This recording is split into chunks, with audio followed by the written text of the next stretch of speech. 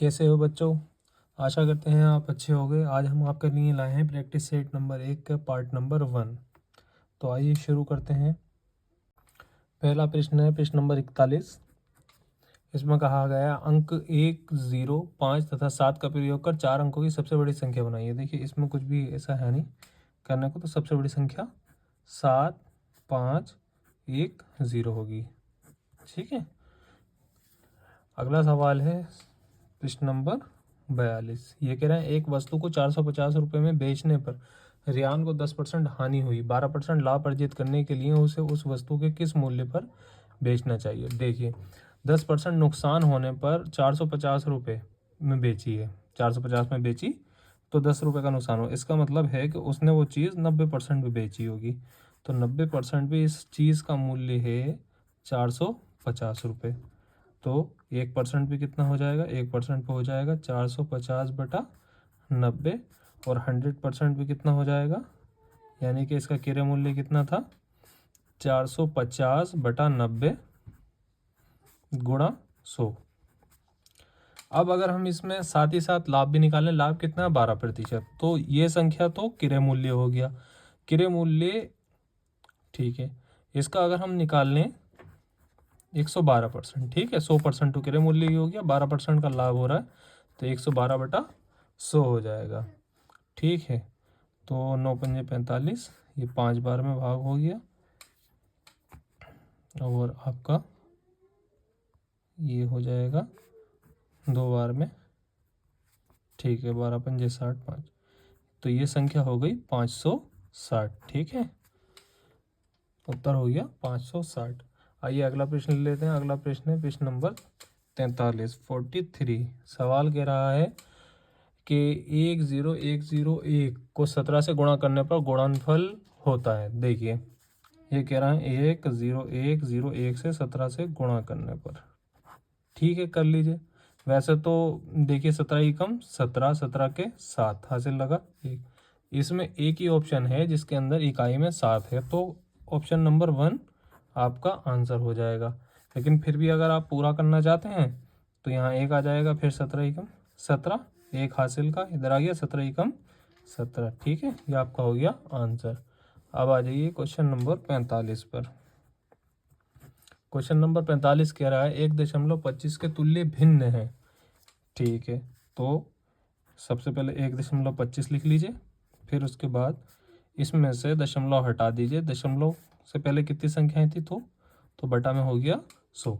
इसे सरल कर लीजिए, 25 पंजे 125, 25 चौका 100, इसे भाग कर लीजिए, 4 एकम 4, 1 बचा हासिल और 4, तो आपकी संख्या हो गई 1 सही 1/4। आइए 46वां क्वेश्चन कर लेते हैं।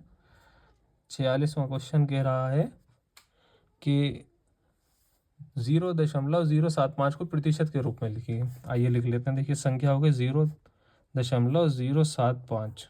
ठीक, अब इसका अगर हम दशमलव हटाते हैं तो हमारे पास बचता है 0.75/1000। ठीक, हम एक 0 कम कर देंगे क्योंकि प्रतिशत का मतलब होता है 100, तो नीचे 100 हो गए और एक संख्या पहले आ गए, तो उत्तर हो गया 7.5%। ठीक है, आइए प्रश्न नंबर 47 ले लेते हैं।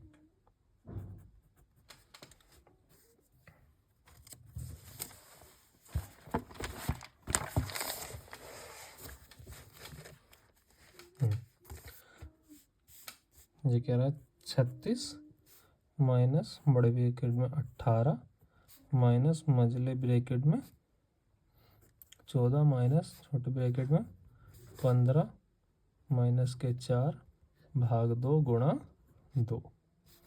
ठीक है, इसे हल कर लिए। सबसे पहले ब्रैकेट हल कर लीजिए, 4 को 2 से भाग करेंगे 2 आ जाएगा, फिर 2 की 2 से गुणा होगी तो 4 आ जाएगा, 15 में से 4 जाएंगे तो 11 बचेंगे, 14 में से 11 जाएंगे तो 3 बचेंगे, 18 में से 3 जाएंगे तो 15 बचेंगे, और 36 में से 15 जाएंगे तो आपके बचेंगे 30, 21। ठीक, तो आपका उत्तर हो जाएगा इसका 21।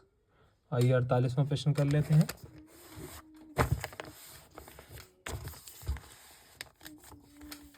प्रश्न नंबर 48वें प्रश्न में कह रहा है 12, 24 तथा 30 का लघुत्तम समापवर्ती करिए, निकाल लीजिए लघुत्तम समापवर्ती 12, 24 और 30 का। ठीक है, 2 से भाग हो रहा है, 2 छंग 12, 12 दूनी 24, 15 दूनी 30, 2 से भाग हो रहा है, 2 तिया 6, 2 छंग 12, 15 भाग नहीं हो रहा है, ऐसे लिख जाएगा।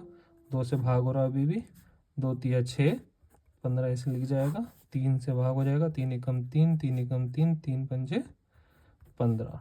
ठीक है, तो खंड आपके हो गए 2 गुणा 2 गुणा 2 गुणा 3 गुणा 5। ठीक है, 2 दूनी 4, 4 दूनी 8, 8 तिया 24 और 24 पंजे 120। ये हो गया आपका उत्तर। ठीक है, अगला प्रश्न कर लेते हैं, प्रश्न नंबर 49। ये कह रहा है 160 मीटर और 90 मीटर लंबाई वाली 2 रेलगाड़ियां क्रमशः 40 किलोमीटर पर आवर और 50 किलोमीटर पर आवर यानी कि प्रति घंटा किलोमीटर प्रति घंटा की चाल से समान दिशा में चल रही हैं। वे एक दूसरे को कितने समय में पार कर लेंगी। ठीक है, देखो सबसे पहले तो दोनों की जो लंबाई है, कुल लंबाई वो जोड़ लीजिए।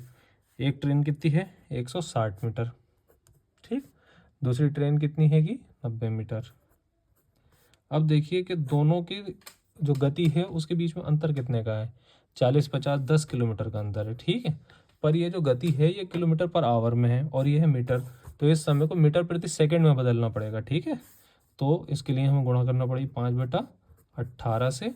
ये हो जाएगा, ये भाग हो रहा है 2 पंजे 10 और 2 ने 18, तो ये बन जाएगा 5 पंजे 25/9। ठीक है, तो हम यहाँ पे रख देंगे 25/9। अब आगे का कर लेते हैं, 160 और 90 आपके हो गए 250। ठीक है, 250 और इधर 25 यहीं रहा और 9 नीचे से ऊपर गुणा में चला गया, 25 धाएँ 50।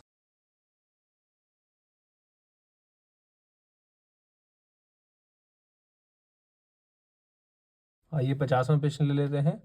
50वां प्रश्न है 5 क्रमागत संख्याओं का योगफल 240 है, पहली और अंतिम संख्या का योगफल ज्ञात कीजिए। ठीक है, देखिए पहले एवरेज ले लेते हैं इसका। 5 संख्याएं मिलाकर टोटल कितनी है 240 के बराबर, तो 5 से इसे भाग कर दीजिए, तो 5 चौक 20, बचेंगे 4, 5 अट्ठे 40, तो ये बिल्कुल बीच वाली संख्या है। तो ठीक है, 48 बीच वाली संख्या है, इससे ठीक पहले की 47 होगी, उससे ठीक पहले की 46 होगी, इसके बाद की 49 और इसके बाद की 50। तो ये कह रहा है कि अंतिम संख्या, पहली और अंतिम संख्या का योगफल बताइए। ठीक है, तो 46 और 50 कितने होते हैं बच्चों 96, तो आपका उत्तर कितना हो गया 96।